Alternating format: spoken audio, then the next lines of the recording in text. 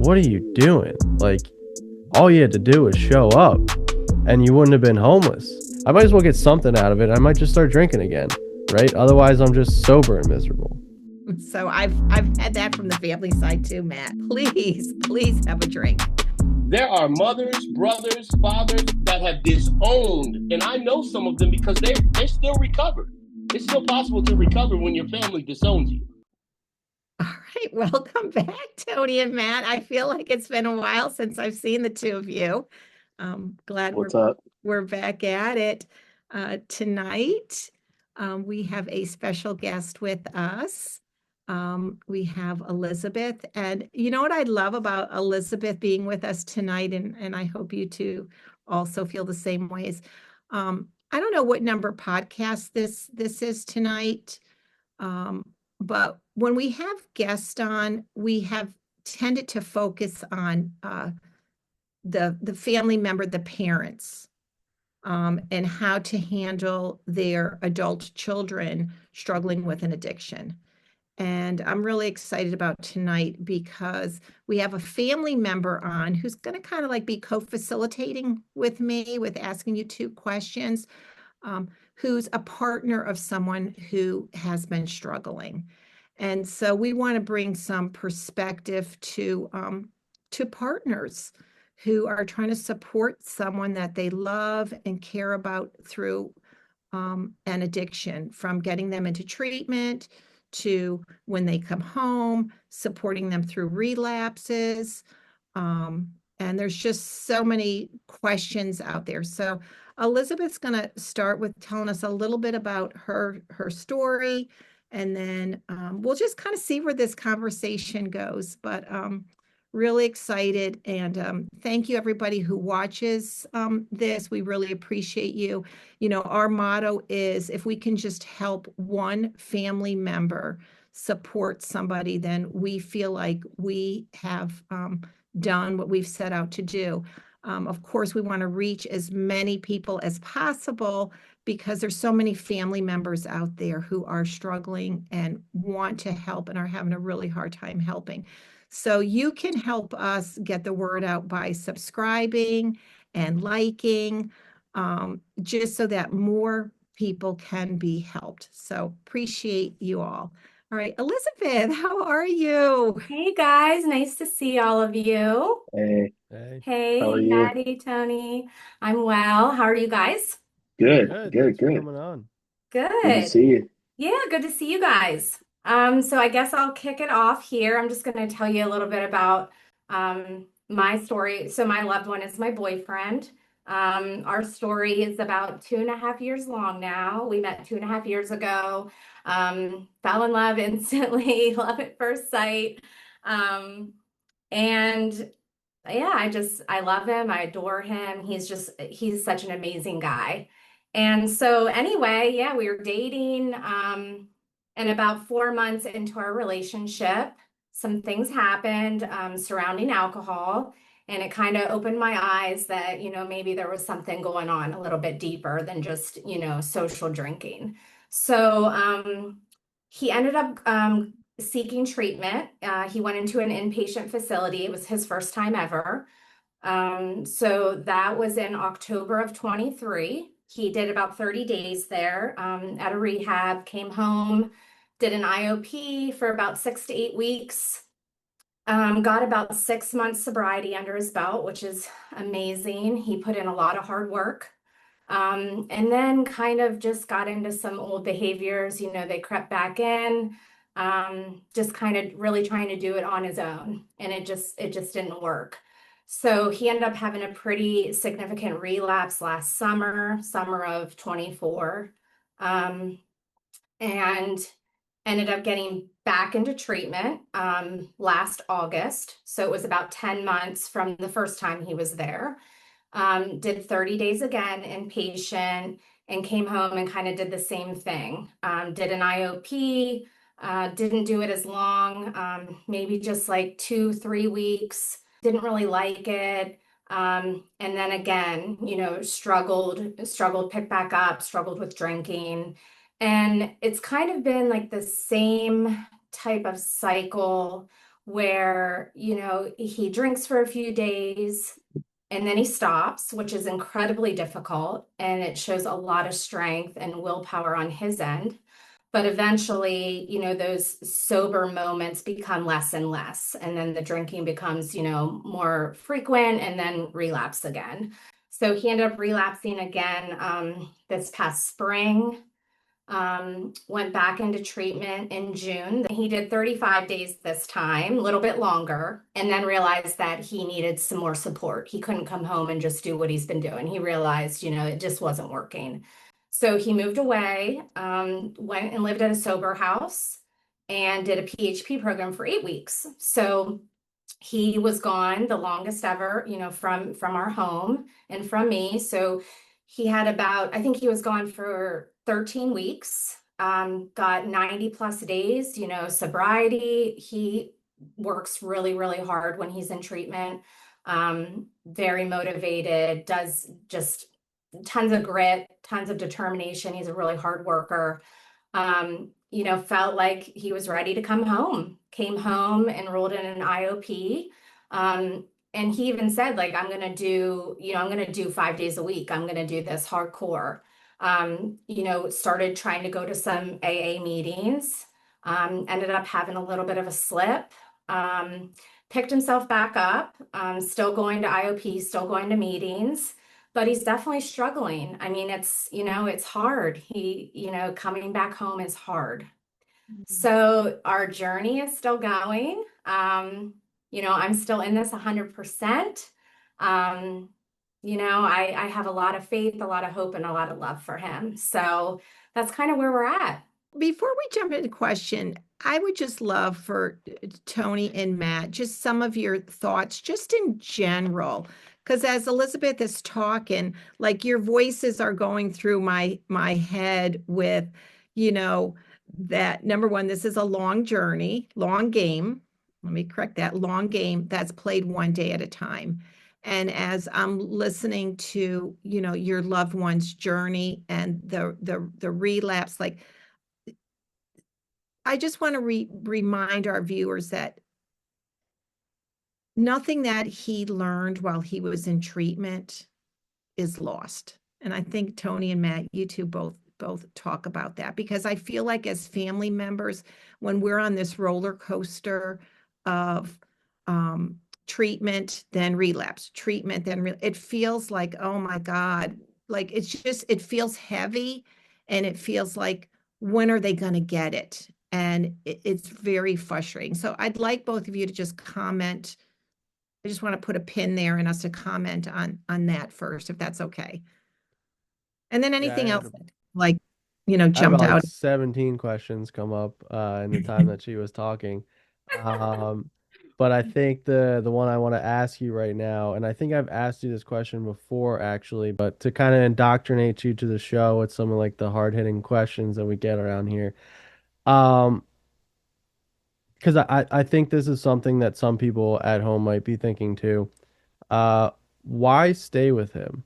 Because you're at 2.5 years, which is a decent chunk of time, but your journey started at 4 months, which is, pretty early on in a relationship, where I think maybe some of the parents at home are like, I don't have a choice in this matter. Like, they're my kid. I have to stay with them. You kind of could have just like went like that and been like, I don't want to go through this, because you've been through a lot. I've seen you go through a lot, and I've seen you like grow a ton, which is amazing. But what kept you in it? I mean, my go-to, which I always say, is just my deep love for him. I just love him. It's, you know, undescribable. I just love so many things about him, and I don't look at him and see like someone with an addiction. It's such a small piece to me. I see, him for all the wonderful things he is. And I just have this hope and this faith that we are going to get on the other side of it. It's just something that's in me. I'm not someone that gives up. I am a fighter, and I'm very determined, and I'm stubborn, and I have some willpower, and I just think all of those things in me just keep that flame going. And I believe in him. I just there's something in me that just believes in him so much. I just know he's going to get on the other side of this, and I know we are going to. And I know that our story can help so many people, and even if it's one person. And that's what I want to do. And I'm still in it. Yeah, there's let me just say, and it's so great to have you on tonight. And when I was listening to you, talk about where he is, and the first thing that I want the loved one to know is that you know we it is important to have somebody love you, whether it's your blood, whether it's a sibling, whether it's a best friend, a work acquaintance, coworker. Somebody has to love us before we love ourselves. And because and I'll tell you, in my story, my family loved me, and my brother included, loved me on days when I didn't know how to love myself yet. I wanted to stop, because here's the bottom line. I don't end up in 20 something or 40 something treatment centers, three prisons, and all these sober houses and recovery houses along my 20 years if I didn't want to stop. See, Mhm. people who don't want to stop are the ones who you see outside with nothing. Dang, I swear, it's pretty common today to drive by and see somebody living in the woods, drive by 9 months later, damn, they're coming out of the woods again. If they don't want to stop, they're not going to stop. I'll go live in the woods because when I'm in the active addiction, remember the only thing important to me is where I'm going to get my next one. But I love this. I love this topic. And I'm going to tell you why. I'm in my car today. I'm driving. And I said, you know what? This is a two-part question for the loved one. And the first question, and you answered it, and you answered it in the way in which I was thinking in my head today. And it doesn't matter whether it's your mom, your dad, your grandmother, your brother, your sister, your boyfriend, your girlfriend, your husband, your wife. The first question that my family had in my experience that my family had to answer when I started this, I started catching felonies. I started stealing from people. I was getting in trouble. I wasn't being a part of the family. And they recognized that something's wrong with Tony. But the first question that they had to answer themselves, and I think that it's important, is, am I going to stay or am I going to go? Because let me make no mistake about it. There are mothers, brothers, fathers that have disowned, and I know some of them because they're still recovered. It's still possible to recover when your family disowns you. I know plenty of alcoholics who have done that. But what I'm trying to say is the first question the loved one has to answer, am I going to stay or am I going to go? Once you answer the question, okay, I love this person, whether they're my son, whether they're my boyfriend, girlfriend, whatever the case is, I'm staying. The second question is going to be, I know I needed to change, but how is that going to look? How is it going to look different than I know how it looks? My family knew how it looked when I was in active addiction, and it wasn't pretty. It was phone calls about I need 5,000 for bail, 10,000 for bail. I need 15,000 more for a lawyer. I need to do that. It was a mess, right? They knew how that looked. Well, Tony, you say you want to get sober. How does that look? What tell me what that looks like. In other words, if I'm the loved one and I say, you know what, we're not gonna disown him. We're not gonna leave him. I'm not gonna leave her. I'm gonna stay. What does that look like? And I think it's a fair question for the loved one to ask the addict, Tony, you're sober now. Okay, tell me how it's gonna be different. What can we expect from you in order to know that you're sober when you say that you're sober, or that you're working on yourselves? Are you going to call more? Are you going to tell us about your day?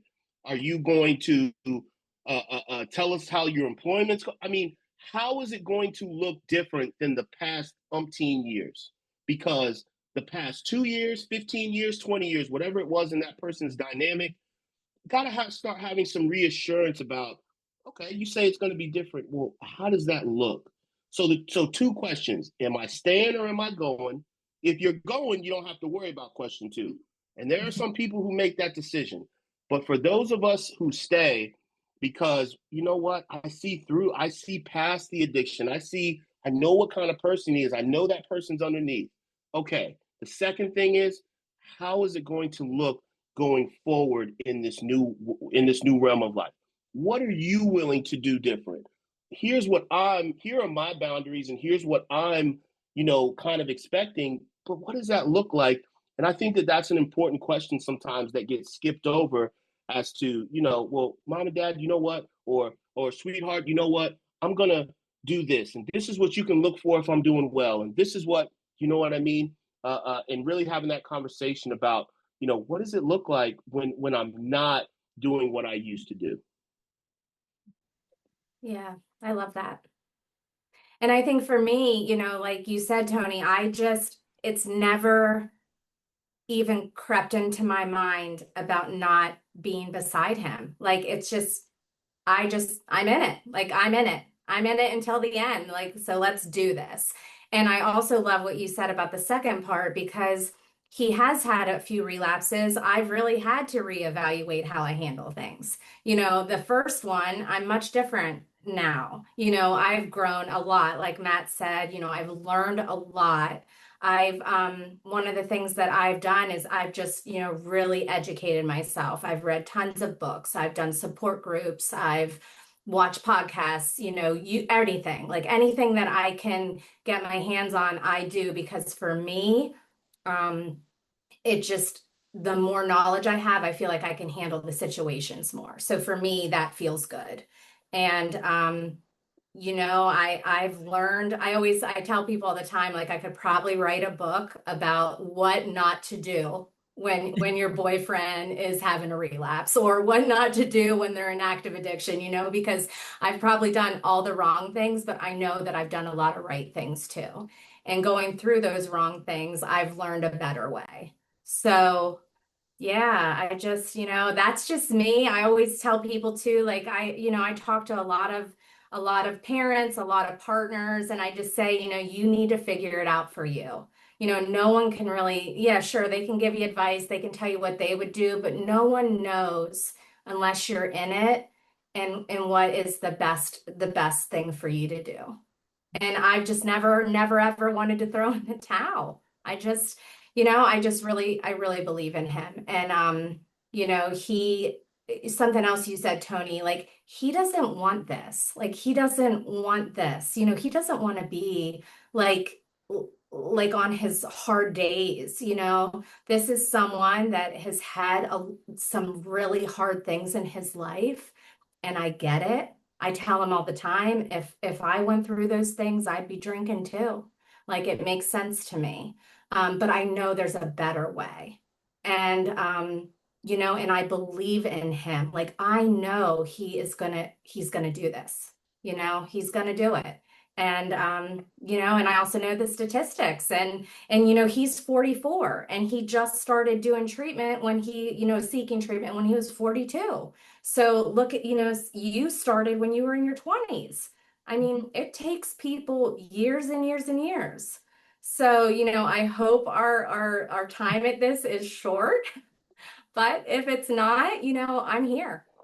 That's great. Family, let me just add this. Family members can shorten it.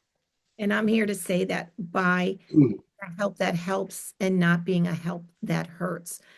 There are things we can do to shorten it. So, Elizabeth, you are doing, because I know you're doing a lot of those things. So let's hope it doesn't take him 20 years. Yeah. He'll be 60. I tell him he's not allowed. You're not allowed to take 20. You can, I always tell him it's progress, not perfection, but no 20 years. And I will just say I love that you, like, when you answer my question, you highlighted like his disease of alcoholism is just a small part of who he is. Because I Yeah. think that's often forgotten. And with addicts, alcoholics, anybody, people with autism or physical disabilities, like that becomes like what is associated with that person, right? It's that, and you forget that there's like an entire person. I can Yeah. forget that sometimes. And, when I was first started working with you, I was like, come, can she just leave this game? Maybe like a little bit, right? And then I did meet your boyfriend, and he's a great guy. I'm like, He no is. wonder she's still with this guy. Like I'm fully, so it's a good refresher of like, hey, we're not just dealing with statistics here. We're not just dealing with people with drinking problems. We're dealing with like complex individuals who are like struggling in some aspect of their life, but we can still love them through it, right? And support them. Yeah. And let me add something that was really key for me, and I know that it was key for my family, and it's something that they had to let go of. They had to let, and I'm talking about when I would come back around, go to the treatment center. I would get out when I got out of STR, get in the sober house. You know what I mean? They had to let go of the notion that, okay, we're gonna help him stay sober, and we're gonna pull him through. It's not about that. And what ends up happening is this. And in the early days, it's even more. If he's gone or if he's not around, once he's been beaten thoroughly, and that's different for everybody. For me and Matt, there's vast differences between being beaten thoroughly. As you know, Matt's story is Matt came in his first time, and mine was probably my 60th time or 80th, whatever. But and that's different for everybody. And I don't think there's any rhyme or reason to that. That is what it is.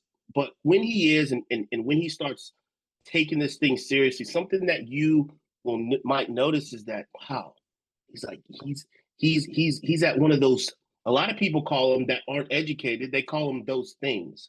He's at those things again because he will start understanding that the men of this program are who is going to help him stay sober. It's not it's not my dog at home. It's not grandma. It's not my girl. It's not my wife. It's not the men of the program are who are what's going to make the difference. And the very thing that will pull the alcoholic or addict away from the family at first is the exact thing that will mend them back together forever once recovery begins and the process becomes more of repetitive and more and people get more used to it. And that was my experience, and I know that my parents experienced that is they had to let Tony. Okay, if he's in the sober house, he's with the sober house guys tonight. We haven't heard from him. I think he's doing okay. They had to know that as long as he's with those people, he was okay, because those people are the exact people who are his people. And when an alcoholic begins to realize that, that's when they say, if I want to get back with the girl, or if I want to be accepted back in the family, I better use these people so that I can get back to what I really want. Yeah, and that brings up something else. And you both, I want to hear from both of you on this. I, as a family, and I've talked to other spouses, especially in early recovery, say they're at like a PHP or sober living or whatever, they have all that support there. And then they come home and they basically have to create that themselves. And I feel like that's very difficult. You're kind of like, oh, like when you're in the PHP, oh, this is a really good meeting. Why don't you check this meeting out with us? There's lots of cool people there. Or, oh, you have to go to 4, meetings a week. You got to check them off. We need to know that you're being accountable and you're doing this. And then come back home. And it's like you have to recreate that for yourself. And I can imagine that's very challenging. Like Tony just said, you have to find your people. And you might have to do that on your own. And I'm sure that takes time. And, us family, we want results right away. We want it yesterday. We think, oh, they were away at treatment. They're going to come home and everything's going to be perfect. It's not the case. So, I mean, what do you guys say to that? Someone coming home, like say, let's just, I'll ask the question, they come home, they're fresh in early recovery, they're, trying to find their meetings or find their groups or find their people. And us family, we want to know all the details. We want to know, what are you doing? Where are you going? And, but we don't have, what is the fine line between being supportive and encouraging and loving, but not crossing that line of being nagging and being a helicopter? Tony? Yeah, I think so that's a great question, and for me, what it was I had to understand that the distrust that I built over time, I built it. Okay, the addict or alcoholic is the one who creates and builds the distrust with the loved one. Okay, we understand that when we come in, we know that even before we do any step work with a sponsor or go to any groups in treatment, we have a realization that, man, I messed this up. We know that we're not dumb, but so what we want to do, and I think, and here's what I was told that I was obligated to do. So if my loved one called me and said, "Hey, just wanted to know how you were doing. Haven't heard from you in a while. What have you been up to?" I felt obligated to tell them, "Okay, well, I've been going to this meeting, that meeting, this guy I found who I think I can trust. I think he's my sponsor. I'm gonna call him my sponsor. We're supposed to start doing the step work soon. Things like that, and that might put my loved one at ease. You know what I mean? Like, I know I was out last Saturday night or whatever. The guys usually go out to eat after the meeting. That's why I was gone for 2 or 3 hours versus 1 hour, stuff like that. But in terms of me getting over into the detail part of, well, Tony, okay, well, you say you have a sponsor. What did you guys talk about? At that point, see, there's a difference between asking your loved one, hey, I know I heard sponsors were important in the program. Did you get one yet? And then asking, well, tell me what you guys talked about. Do you see the difference? That's two different levels of, now you're invading what's personably mine. I can tell you that I have a sponsor, and it's okay for you to ask, but what I talk about with them, that's kind of on even on the level of therapist, client privilege, as to that's our business. Mhm. And I would just say, if they're in and around the program, at some point the loved one has got to trust that this thing that these two guys, Bill Wilson and Bob, did some almost 100 years ago, that was the only thing that has kept people sober for a lifetime. This thing works. And just like the alcoholic at some point has to trust the fact that if I go to these meetings, if I share where I'm at, and if I help another alcoholic to achieve sobriety, I'll stay sober a long time. We have to buy into that. It doesn't happen right away. The family member needs to buy into the fact that the more he or she hangs around other alcoholics, the better off they are. And if that means taking time away from what we normally do, or our normal schedule, then it's well worth it, because there will come a point when it levels out the longer that they stay sober. Yeah, I agree with a lot of what Tony said. I think there's a lot of nuance to it. It's not as easy as me telling you to like pat your head 3 times and then run in a circle and ask a certain question. Like you kind of got to read the temperament of the person, and that's like in general, like at the end of the day what kind of person your boyfriend is.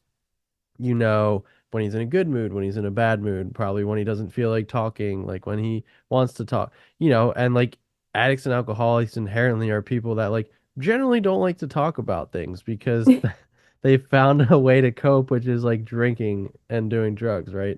So that's part of like the treatment process, is trying to get them to open up and be a little bit more like forthcoming about like what's going on, like the good and the bad. But I would say just like try more like what Tony said, don't it's sort of this black box, right? If you can see him going in and you can see him coming out, and you know that there's some sort of change happening in there, you don't need to know the inner workings of like what's happening or what they're talking about. As long as you could say like, "Hey, I dropped him off in a meeting. He seems to be coming back in a better mood," or over the long term, like, yeah, he's telling me that he's working with a sponsor and I'm starting to see the changes in him. Then just like trust that that is what is happening, because yeah, there is a confidential element to it. There is a, also like, hey, I just went through this and lived it. I don't want to like talk about it again. Like I had, it's kind of like, if someone asks me about my day at work, I'm just like, yeah, it was whatever. Like I don't like to talk about specifics necessarily because like I already experienced it once. So I think it's really, it comes down to you and him like as individuals, but also like, just also respecting kind of like what's happening in the rooms and being curious more than demanding like information, I think. I just want to add something too, because I love what Tony said about, um, and I've heard this before, that I built the distrust. I'm the one who messed up. And I think if you have, if your loved one is in that space of like, hey, I messed up, you ask me where I'm at, I'm going to let you know, hey, where I'm at. And there's this level of communication. Um, but I know I've talked with a lot of folks, and I don't know if this happened with you, Elizabeth, also, where it's like a lot of them aren't there, and we're walking around on eggshells, feeling like I can't even ask, hey, have you gotten a sponsor? Or I can't even ask, hey, did you hit a meeting? Because of that, what you said, Matt, like that, they don't want to talk about it. There's like this, you get like a curt answer back, and you're like, as a family member, like, hey, I'm just trying to help, I'm here to support you, I've been here, like, I have some skin in this game too. And yet you're like totally shutting me down, I can't ask questions, and I'm walking around on these eggshells like, oh gosh, is he going to be in a good mood, or he or she, they're going to be in a good mood, a bad mood. And honestly, for a lot of family members, it's exhausting. Like they lived through the getting into treatment, and we're very excited when they come out, and I'm still walking on eggshells. And because I have to be, and I'm just kind of like playing devil's advocate here, like, because I have to worry about if you're in a good mood or not, whether or not you want to talk about it or not. Like, it's exhausting. And Yeah, help. the eggshells are real. Yeah. And a lot, I mean, all family, whether you're a parent or a friend or a partner, I mean, we all feel it. And my loved one and I have even talked about it. I mean, they're not helpful for me. He's told me they're not helpful for him, but I continue to have them. They're, it's the elephant in the room. And he like when he's having a great day, yeah, he's very open and honest, and it's wonderful and beautiful. And when he's having a bad day, the eggshells are more there because honestly, I know for me and for my story, I know that nothing I can say or do is the cause of him drinking. I can say that confidently. I know it's not me. um but like, you still don't want to poke the bear, so to say. And it's not, it's just that it's just it's just uncomfortable. I do not like confrontation. I do not like arguing. I shy away from it. I run from it. So if I feel like the environment is not approachable, I'm probably going to fawn away. That's just me.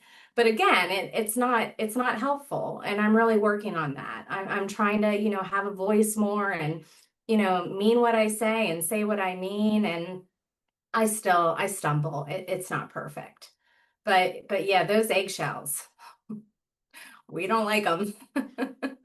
Part of what Elizabeth was saying, mean what I say what I mean. And there's a third line of that, and don't say it in a mean way.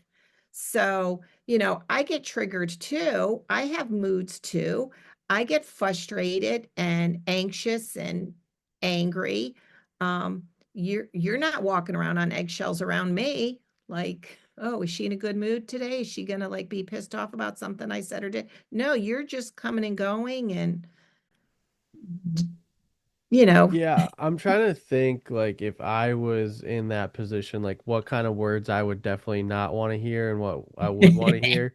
I could tell you from experience that anytime someone feels like they're lauding like things that they've done for me over me, I don't take it well. Like, oh, I've done so much for you, I've supported you, I've paid for that, like because then I'm not even listening to what they're saying. I'm just running through scenarios of like, what is it that they did for me? And like, are the scales equal? Like, do I need to, so like I get defensive over that.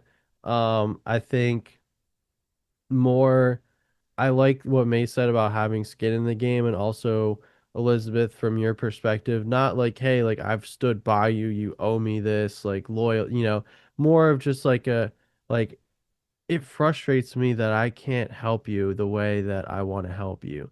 Like I wish that I knew like what's going on in your head or what's going on at meetings so I can talk to you and be supportive to you. Like more of like, hey, this is like what I want to be able to do for you, not this is what I have done for you and now you owe me for it.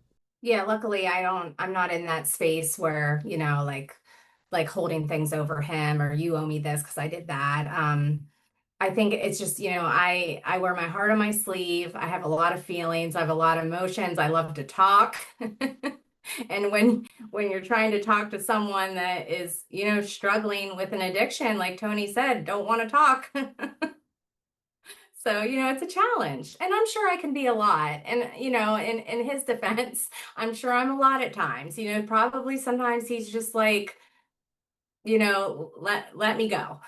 So again, my intention is always so pure and it's always out of so much love for him. I'm just, I'm a fixer, I'm a healer, I'm a nurse at heart. That's who I am. It's really, I can't change it. I am who I am, and I just have a lot of love to give to him, but I'm sure it can be much at times.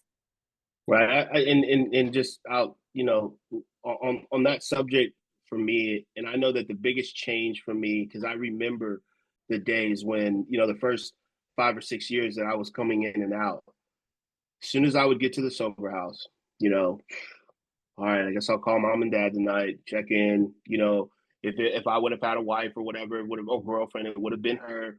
And so when you're in that space, in that period, for this alcoholic, the most annoying thing to me was, so have you thought about going back to school yet? So where are you planning on working at? So have you got caught up on that car insurance that is, I mean, everything under the sun that I tore it down, but everything under the sun is what the loved one wants to talk about when I first come back around. And all I'm concerned about and all I wanted to do, because obviously, I mean, I wasn't that good at doing it at that time, was I was like, I don't know how in the heck I'm not going to drink tomorrow and get high. And I think that as my family got educated, those conversations switched.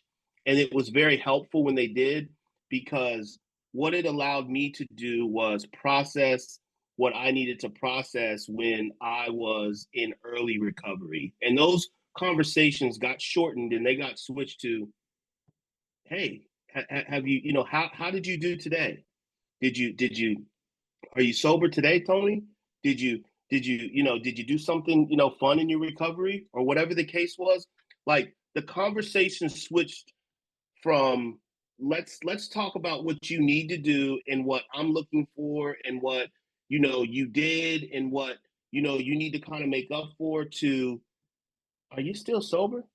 Hey, if you are, that's great. And then we moved on into something completely different. And that was huge for me, and I think it's huge for a lot of alcoholics, because it's that extra constant reminder that, you know what, they get it. They understand that, this is the, we're letting go of our best friend when we stop.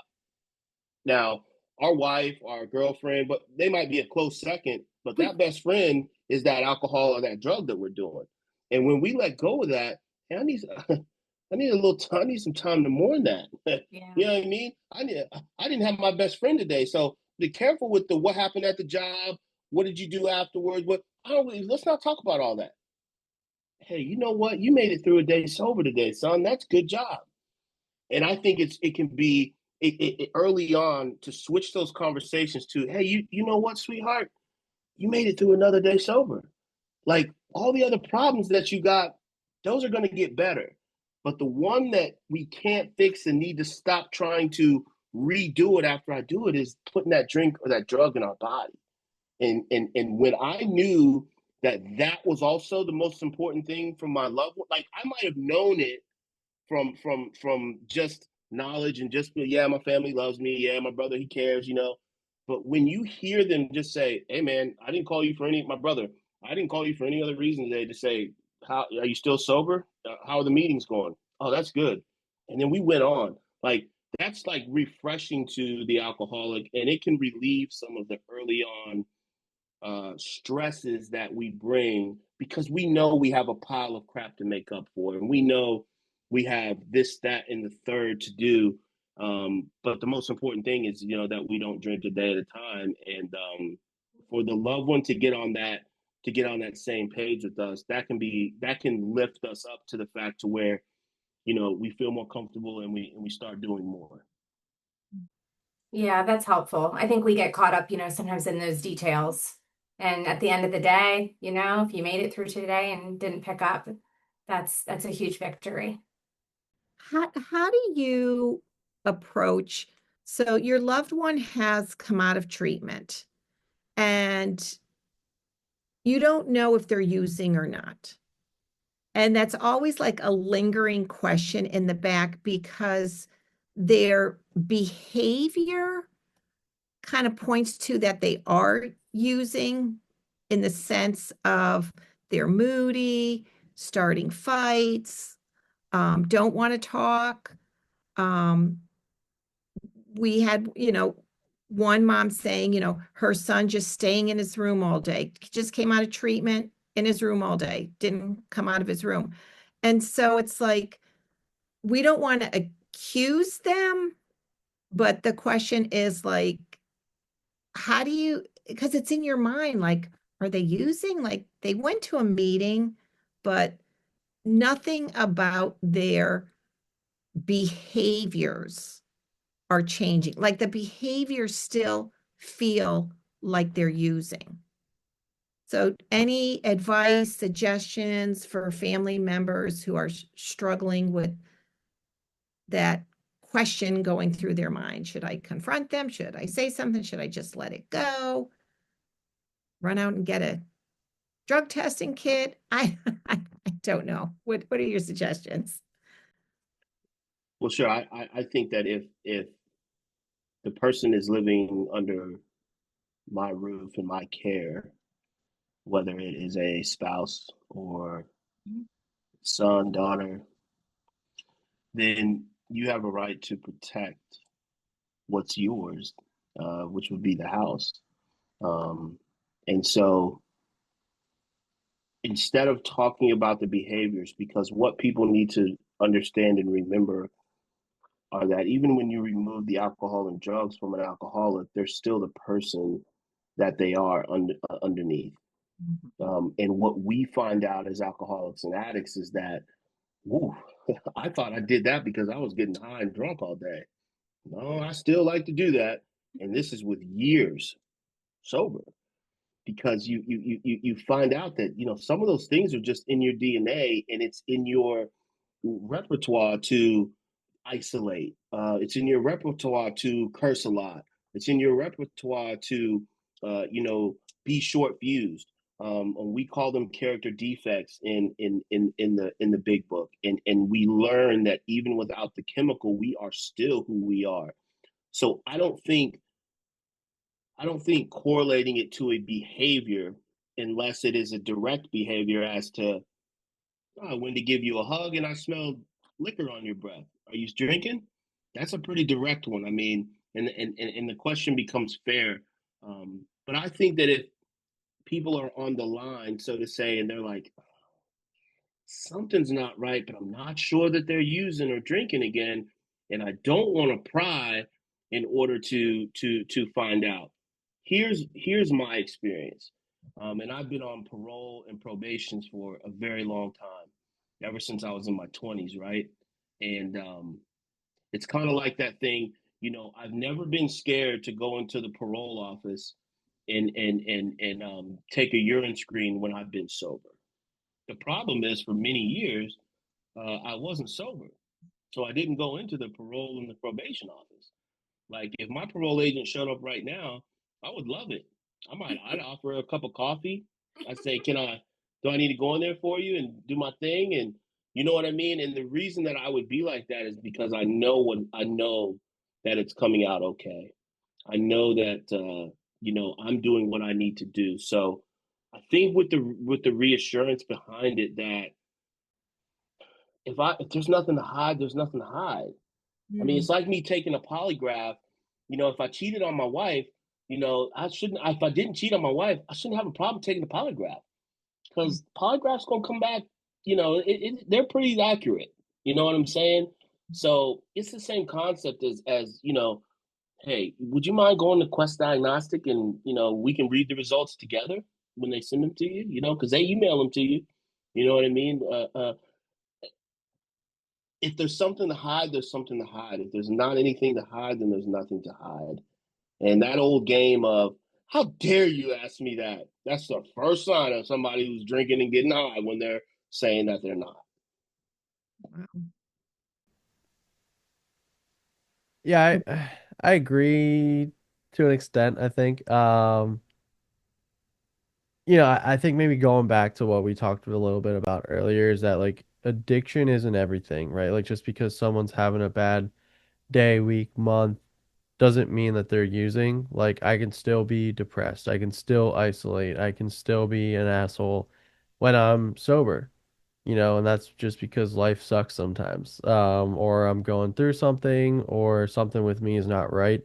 So like I would almost encourage you to come at it from like a let's assume this person's not drinking. Like, what would you do? If you were in a relationship with a regular guy who wasn't an alcoholic, didn't have any substance abuse history, but was exhibiting the exact same behaviors, or your kid or whoever, like, what's the approach that you would take to deal with that situation? Because that's probably what I would recommend. Like, point out, I think Mace talks about this a lot. Like, don't make assumptions, point out what the facts are. Like, Hmm. hey, I haven't seen you in 4 days, even though you've been in the house. Is everything okay? Or, you've been kind of, I feel like you've been kind of snappy with me recently.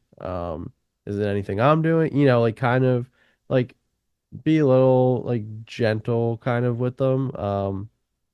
But yeah, I think, like even if they are drinking, but they're hiding it from you, like what are you gonna gain out of trying to like uncover that? Right? Like, Mm, sure, maybe you can try to push them into treatment, but at the end of the day, like, they're not going to go to treatment until they want to go to treatment. So now there's just going to be this weird, like, tension between you guys, and you're fighting over whether they're going to go to treatment, and they're lying about their drinking and trying to hide it. Now there's more shame involved and all of those things. So I think, like, almost like, just try to address, like, whatever is happening, the behavior, and don't try to, like, dig too deep into it. At least, like, not yet, I would say. I think for family, like it's just so there's like no, it's not black or white. It's so gray because you they act a certain way when they're drinking or drugging. We blame the drink and the drug. It's like gives them a pass in a way. Like, oh, they were drinking or using, they're allowed, not that they're allowed, but like we'll give them a pass. They were being a jerk or whatever. And then we don't know if they're drinking or using. So it's like, but that can't really be them. They must be drinking or using because they wouldn't do that if they weren't. And then there's also the other side of pause, post acute withdrawal. So it's like, and you don't ever want to accuse, at least I don't, I never want to come at my loved one and accuse him of something that he isn't doing because, like, how awful for him. Like, I'm trying to, like, be on, play that side. Like I wouldn't want someone coming at me if I'm working really hard and I'm doing all these things, but maybe I'm moody because of post-acute withdrawal. So I just feel like it's so complicated. There's really, for family at least, like there's just so many levels of so many things it could be. And it's just it's hard. It's sticky. mhm. Yeah, I think I get where Tony's coming from with the hey, you're living under my roof or we're in a partnership, like whatever, like drug test. I think the concern that I would have with this, and this is why I like offering like a different opinion too, is because like you might be listening or someone might be listening and they're like, no, I think Matt's totally wrong. Like Tony, what Tony said made sense, and just go with Tony. Like that's cool. If you know, like that, Yeah. there is no black or white answer here. It's very gray. It's situational. It's dependent on what your relationship, who the person is, you know, what your like how everything. So you kind of got to make that judgment call, but we're just here to give you like different perspectives and information, right? I think. But you know, I could see it going the other way where it's like, okay, you're telling me that I'm moody, I'm isolating, I'm miserable, I'm being a jerk, and I'm not drinking. I might as well drink then, right? Like Yeah. if you're gonna think that I'm doing all the things that I'm doing when I'm drinking and I'm still feeling terrible and not apparently not being a great person anyway, I might as well get something out of it. I might just start drinking again, right? Otherwise, I'm just sober and miserable. Yeah, I could see that. That makes sense. So where does that put? So what's the suggestion then, or for that? Because you know, I want to come from the perspective of a combination of what you're all saying. Like, yeah, it could be a, character defect. Um, and do I want to be in a relationship? Do I want to be around somebody with that character defect? Am I going to hang in there while they're working on it? Um, and where do I get to use my voice to say, you know what, you're miserable? Um, and listen, I've had family members say this. I've been doing this for a long time. Say they're so miserable. I wish they would just go have a drink because they're nicer when they're drinking.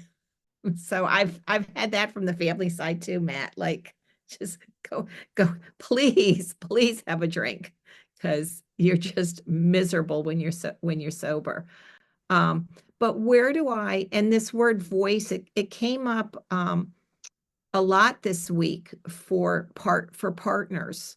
I'm like, how do I find my voice to say, hey, this isn't okay. Like it doesn't create a quality relationship when I'm being ignored or I'm being snapped at or you're moody or you're isolating.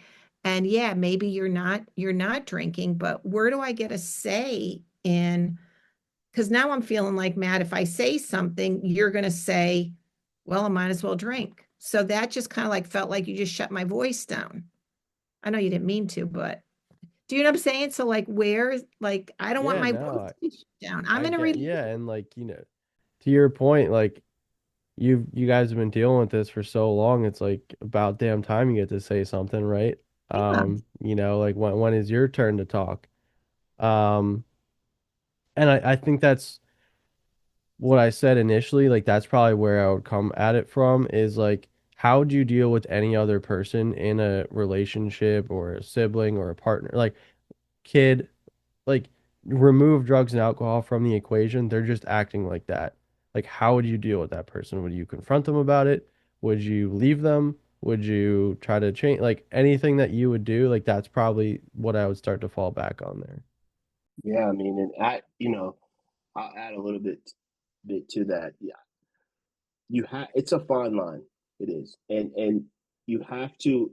The loved one has to understand that I can care, and I do care, and but I can never control.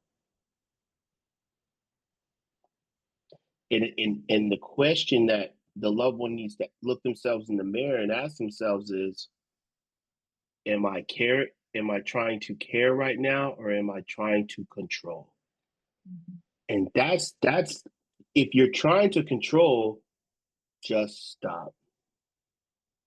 Knock it off, cut it out, don't do it anymore, because you're never going to be able to control the alcoholic who's sober. And it does. Let me tell you. Let me let you in on something.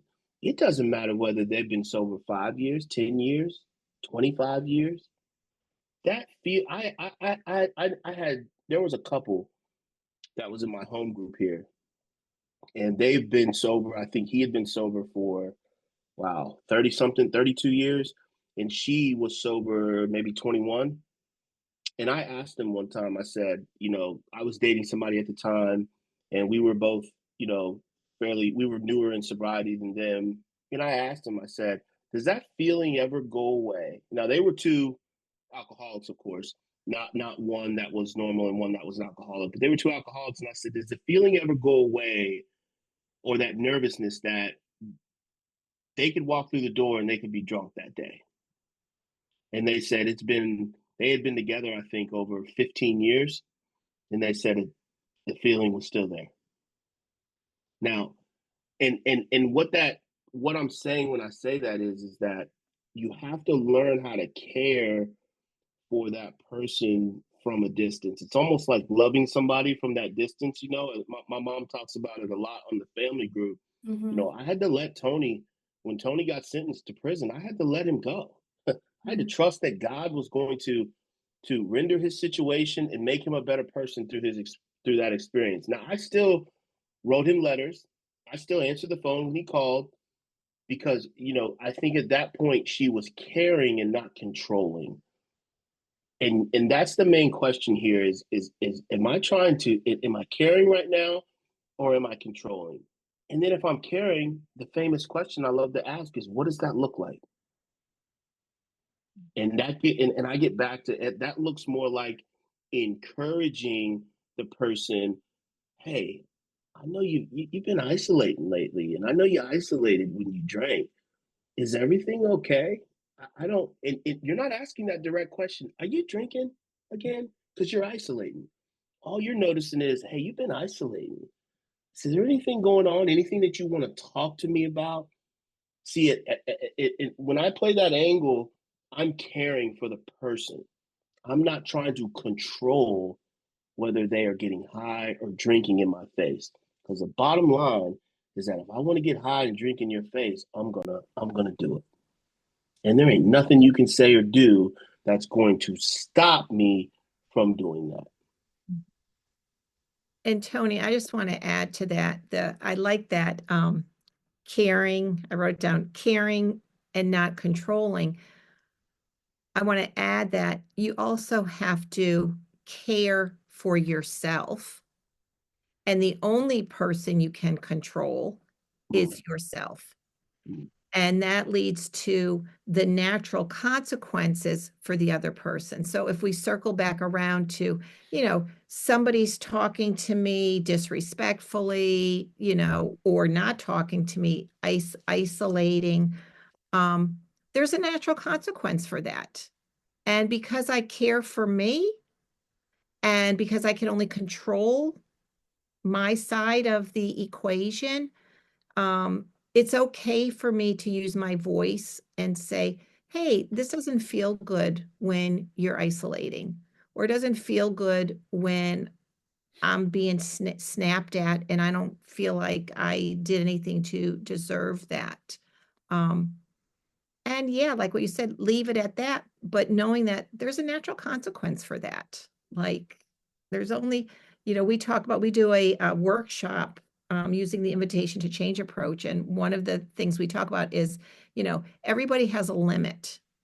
And hopefully you want to be able to recognize, hey, I've hit my limit with this.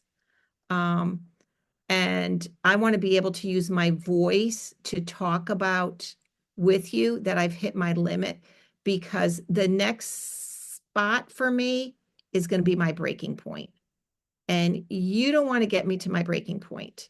And, we said earlier, when people get to their breaking point, that's when they leave. That's when they walk out. That's when they don't want anything more to do with anything, because it's like brakes on the car that don't work anymore. You've driven it off the cliff versus, hit my limit. I'm going to drive this car as fast as I can. And it's like, okay, I can't go any faster than this. And if I keep going, I'm going to hit my breaking point. So it's just I know that when I work with families, I really like to encourage them to use their voices to really share in a caring way, not in a controlling way, to say, hey, there's some natural consequences here. And I'm kind of at my limit with you, whether it's a child sitting in their, child, an adult child, sitting in their room all day, not working and playing video games, it just came out of treatment. Hey, I hit my limit. Like I gave you a little bit of a break when you first got home, but now we got to do things a little bit differently. Or if it's a partner, getting snapped at, and walking on eggshells, to be able to say, hey, I'm kind of tired of walking on eggshells here. I've hit my limit with that too. So being able to use their voice to share that, because I don't want to hit my breaking point. So I was going to add something to that also. I think, I think I can speak for family members when I say, I believe those controlling behaviors that we get, they're stemmed from fear. We are so scared. We don't want those natural consequences to happen. We want to protect them, whether it's our partner or our child, and when they the hardest thing for me in this journey is watching my loved one suffer and be in that pain. And I'm sure I've done controlling things because I don't want him to be in pain. I don't want him to suffer. I don't want him to, self-destruct and self-sabotage. And, we're all scared of the worst of the worst. We're scared of death. We're scared of them getting hurt, in an accident, going to prison, whatever it might be. I mean, death is ultimately the worst.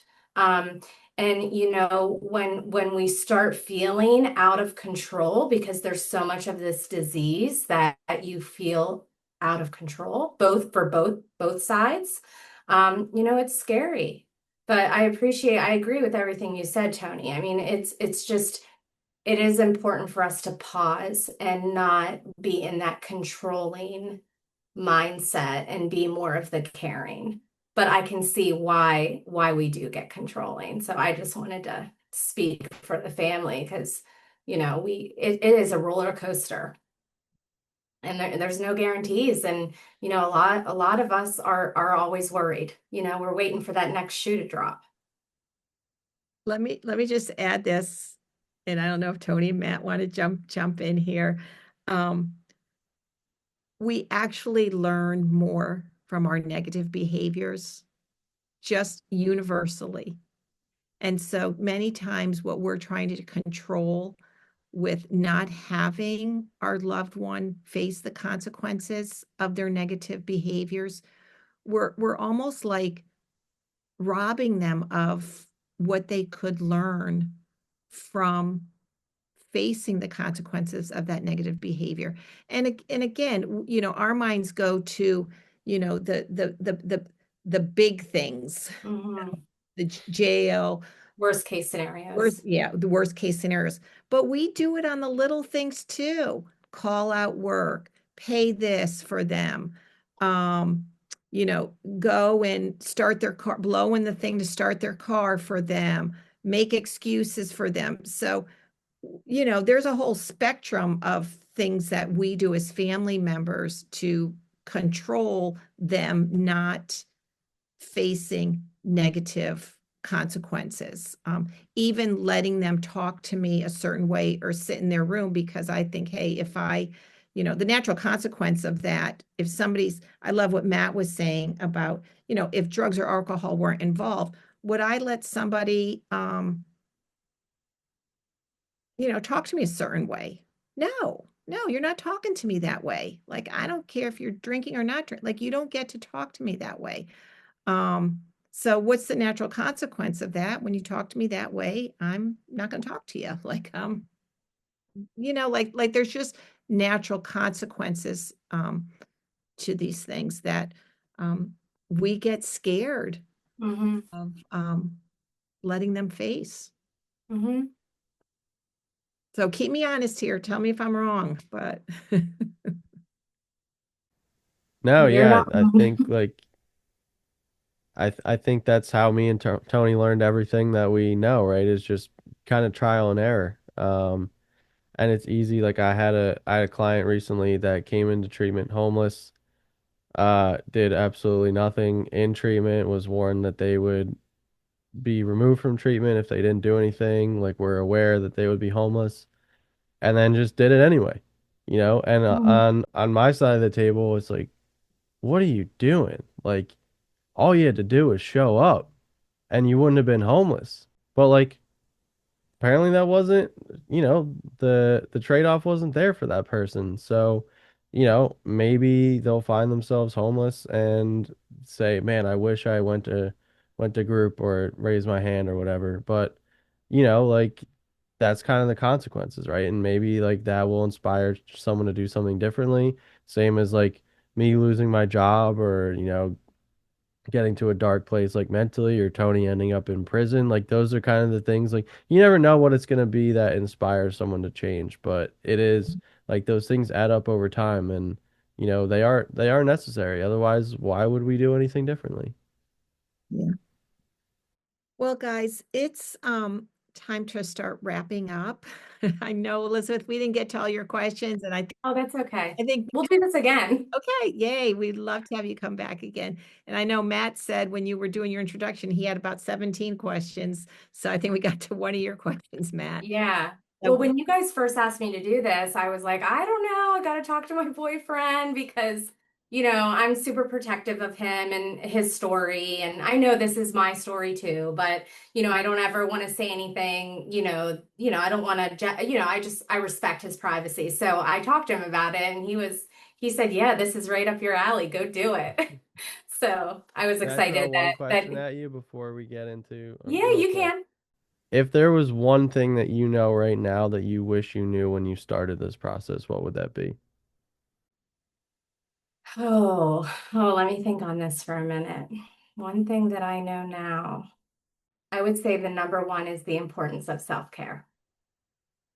And that's something that I've really been working on. This journey's been 2.5 years, and I probably just started working on it maybe within the past year, but I'm a work in progress. So that's really hard for me, but it is so important because family members, you have to be good yourself before you can help anyone else. So that's number one. And the other one I was going to say is time. This takes time. It's a long game played one day at a time. And everyone's journey is different and patience. I could go on and on.